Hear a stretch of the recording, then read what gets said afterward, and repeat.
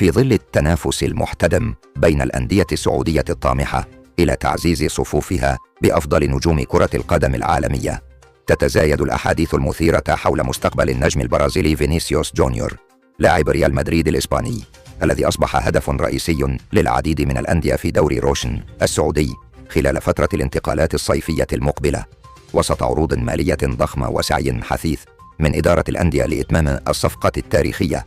فينيسيوس يرتدي قميص الاتحاد ويودع الريال. يتصدر نادي الهلال السعودي المشهد في محاولة التعاقد مع فينيسيوس جونيور، حيث يسعى النادي العاصمي إلى ضم اللاعب البرازيلي لدعم خط الهجوم بلاعب عالمي قادر على إحداث الفارق، خاصة أن الفريق يستعد للمشاركة في كأس العالم للأندية، ما يجعله بحاجة إلى نجوم من العيار الثقيل لضمان المنافسة على اللقب.